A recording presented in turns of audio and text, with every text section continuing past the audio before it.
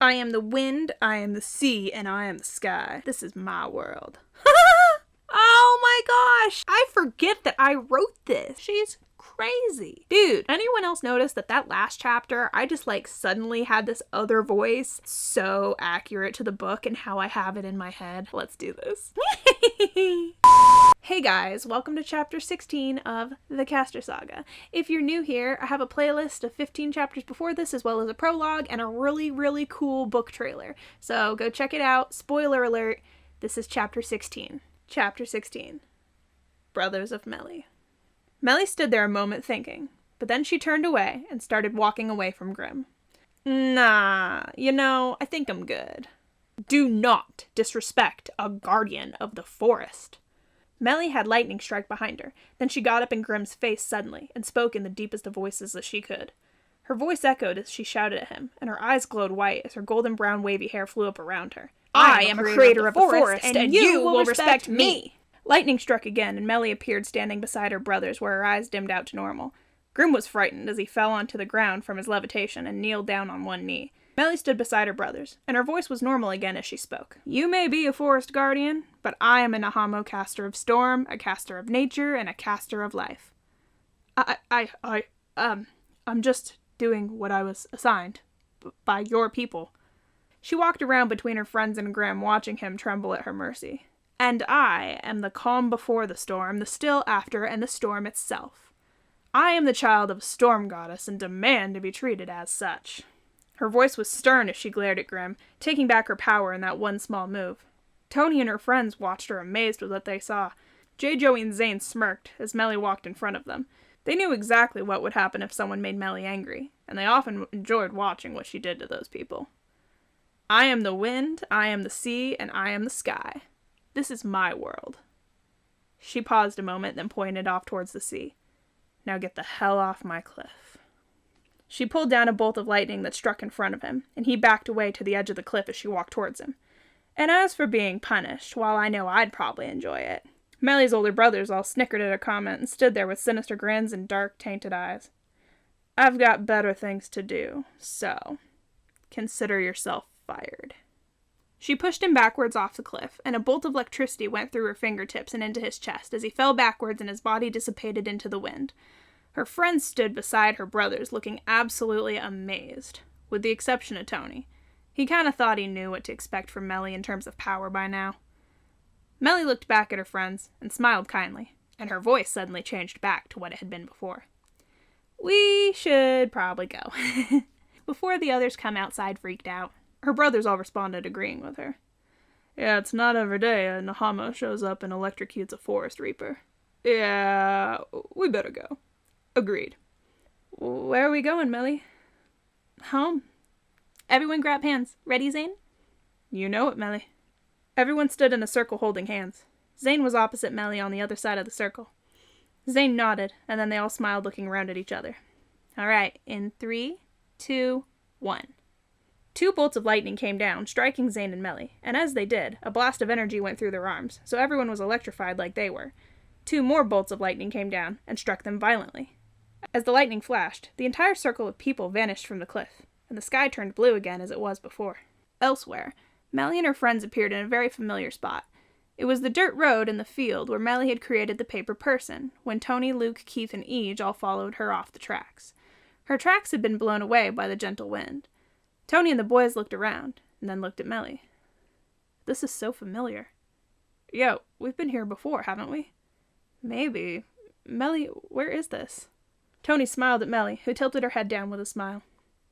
This is Nahamo. Wait a second, I remember now. This is the Forest of Golden Rain. How do we get back here so quickly? Why are we here? That's what I want to know. Because, boys, I told you. This is the way to my home. To your new home. If that's all right. Of course, Meli. We're your brothers now, aren't we? Jay, Joey, and Zane looked back at them with a smirk. What? We are? Yeah, Meli said so. Right, Meli? Jay, Joey, and Zane looked at Meli, and she smiled. That's right. They're my brothers now, too. Whatever you say, sweetie. Yeah, you can have as many brothers as you want. They began walking down the little dirt road, and the dust was kicked up by their footsteps. Hey, guys. maybe we should shorten these capes, so we have an easier time moving? What do you think? Sure, Meli. If it's often dusty like this, then it would probably be good to shrink the cloaks entirely. That way, we have them if we need them and can use them, but so they don't get dirty in the meantime. Good idea, Luke. Meli made a little motion that shrunk their cloaks, so they all took them off and put them in their bags on their belts. Meli made another motion, and all the clothing they were wearing turned black, except for the cloaks they'd put away. Each of their belts was personalized by their powers, so they had some individuality. For example, Tony's belt had a purple clock buckle on it that had a panther claw in the middle. Luke had what looked like an orange rose on his buckle. Each had a buckle with a yellow flame on it, and Keith's buckle was red and had an artistic-looking abstract fan on it. Meli had a buckle on her belt too, but her buckle was a little different. It had a cloud shape and a lightning bolt, but they were rainbow-colored and reflected the sun. Meli had designed hers special long ago, and just gave the other ones simple ones for now. After adding the last touches, Meli smiled and wandered off in front of them. So, let's go. They walked down the little dirt road until they came to a more traveled dirt road. They walked the road maneuvering through the forest, following right behind Meli, who obviously knew exactly where she was going. Meli skipped ahead of them, walking down the little dirt path, until they came to what appeared to be a cinder road. Huh, cinders. I thought we were out in the middle of the forest. Why are there roads out here?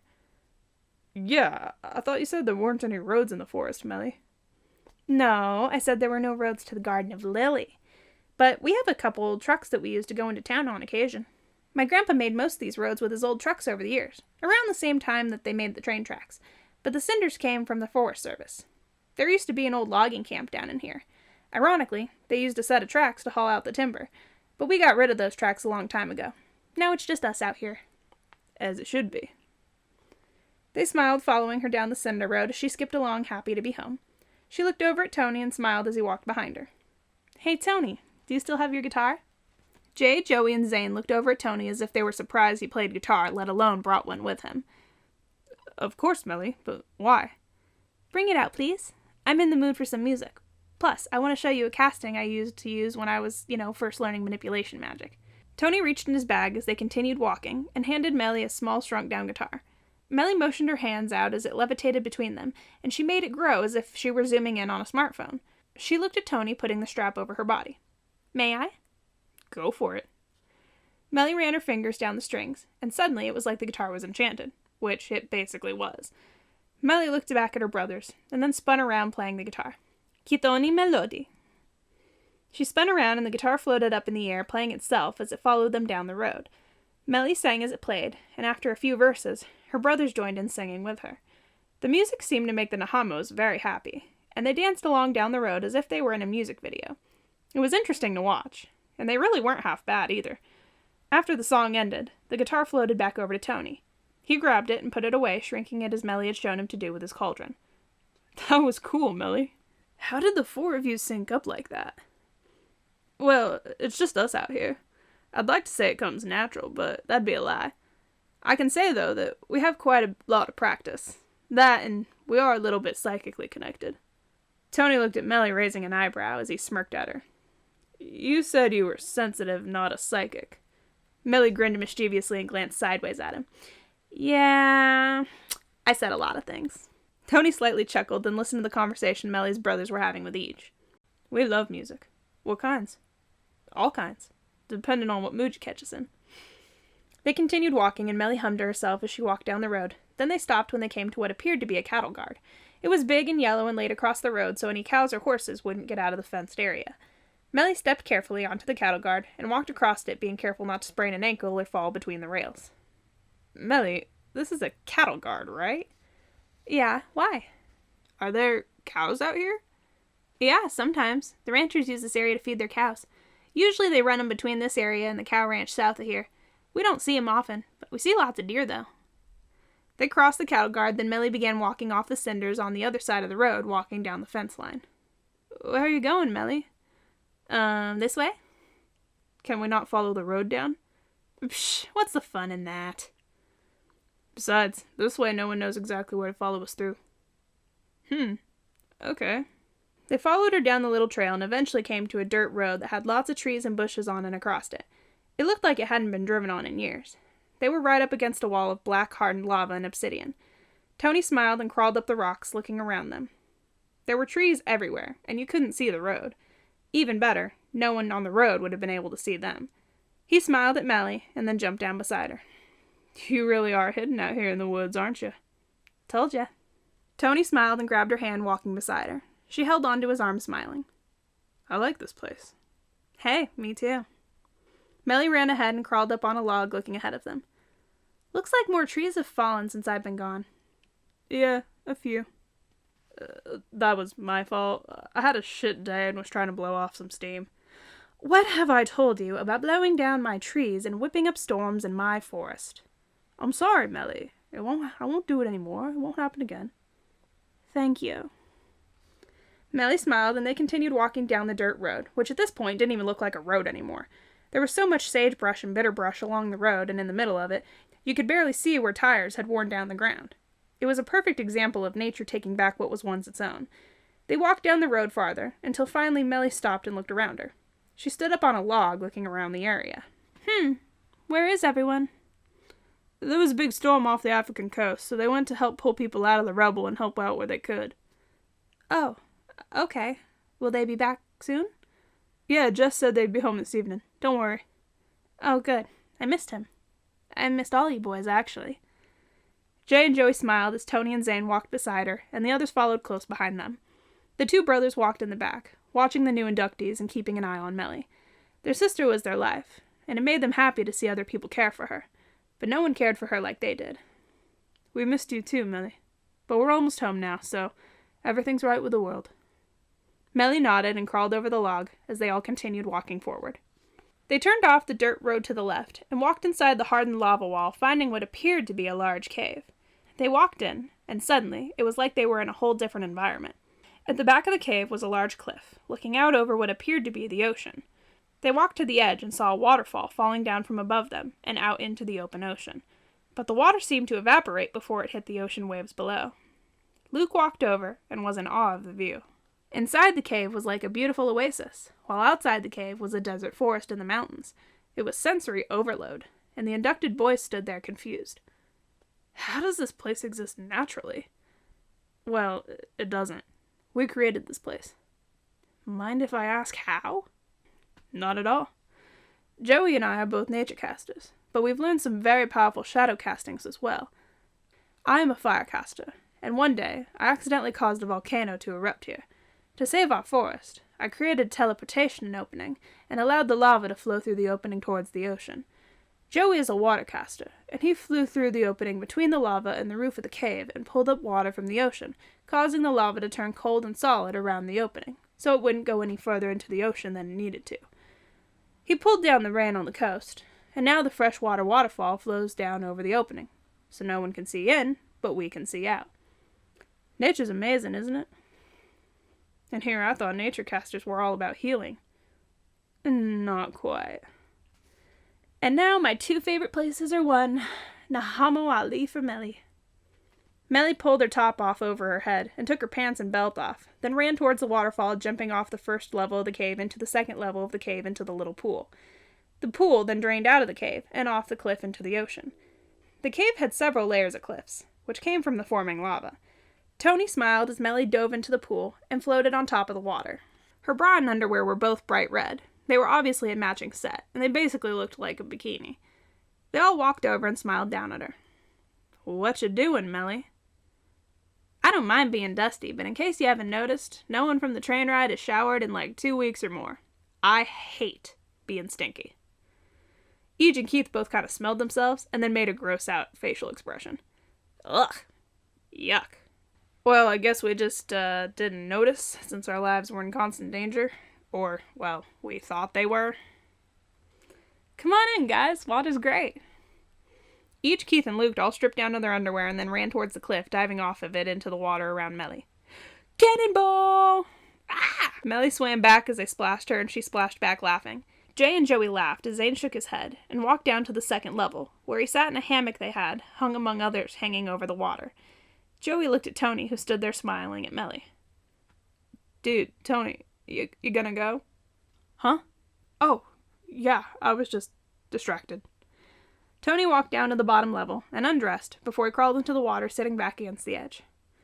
This is what heaven feels like. Meli laughed and swam over by him. Come on, Tony, we have a volleyball. Come play. I'll coach. I think I'm going to rest right here. Oh, all right. She swam back out to the others, then grabbed her volleyball from a basket over against the one wall of the cave that had many different kinds of sports balls in it. Hey, Meli, throw us the football. Jay, you know I can't throw a football. Now a baseball maybe, but just chuck it. Okay. Meli grabbed the football and tossed it at him. Then she threw the volleyball in the water with each Keith and Luke. Nice throw. Thank you. She jumped from the side of the little pool into the water and swam over by Luke. All right, bring it on, boys. Luke was on Meli's team, and Keith and each were on a team on the other side of the net. Tony looked around and saw that the large cave actually looked like a little resort, with comfy chairs everywhere and hammocks, towels and such in every corner of the cave. It was strange to him, but he understood they obviously lived pretty comfortably when they weren't out saving the world. That's when he realized something. How'd they pay for it? They were 40 miles at least from the nearest town, and were way out in the middle of nowhere. Hey, Jay. Jay stepped over by him as he threw the football back and forth with Joey. Yeah, Tony. I was just wondering, where do you get all this stuff? You guys live a little far from town to work in town, so I was just curious where you work, or did you just collect stuff throughout the years? Oh, well, I'll tell you. Tony nodded, then Jay caught the football and tossed it back to Joey. Joey, Zane, and I all have jobs in the Forest Service, government paid. They pay great, and not having to pay for a house or electricity or water or anything like that. We just pay them their dumb taxes, then keep the rest for stuff we need. Wow, that's pretty ingenious when you think about it. Thanks. It was Joey's idea. So basically, we get paid to stay out here and make sure the forest doesn't burn down. It's pretty laid back, and we only go to town like once a month for supplies and to check our P.O. box for our next checks. As I'm sure you've guessed by now, we don't really like people. Who does? Jay laughed again, tossing the football back to his brother. So, Meli explained a little, but I'm still not quite sure what it is y'all do out here. Oh, I got that one, Jay. Cool. Switch me spots. Joey kind of laughed as they switched places, and Joey started talking to Tony instead. Basically, this is our home, where we live and practice our castings. But mainly, this is our base camp for all the exploring we do. And while we're exploring, we help people along the way. Yeah, so like, what's an example? Okay, like once, he tossed the ball to Jay. We were hiking up this mountain, over somewhere around like Mount Everest. You know, it wasn't Mount Everest, but it was over in that area. He caught the ball. We were hiking up it, and this avalanche started up above this huge hiking camp. There was like 60 people there. I stopped the avalanche, and Jay and Meli got everyone to safety. He tossed the ball back to Jay. They didn't even know we'd saved them. But the job's not about recognition. It's about helping those who can't help themselves. You guys really got life figured out, don't you? Well, we don't like to brag, but... Zane jumped up from his hammock and ran over towards him. Screw that! Something to be proud of. I say we do a damn good job and care of a hell of a lot more than we should. Jay chucked the ball at Zane's head, but he caught it and gave Jay a seriously annoyed look with his hands out to his sides. You wanna go? I told you it's better to be humble. Humble around everyone else, yeah. But these guys are our brothers too, so may as well, right? He's got a point, Jay. Jay smiled and rolled his eyes, then walked over pulling his shirt off and stripping down to his boxers, then joining the others in the pool, while Zane and Joey tossed the football back and forth. Jay sat by Tony and watched the others play volleyball. Meli dove for the ball and hit it back to Luke, who slammed it over the net. They all laughed, and the guys acted rowdy as they played their game with Meli. As they jumped around, Meli got out of the water and ran over to a big boombox-looking thing. She turned it on, and the music echoed around the cave.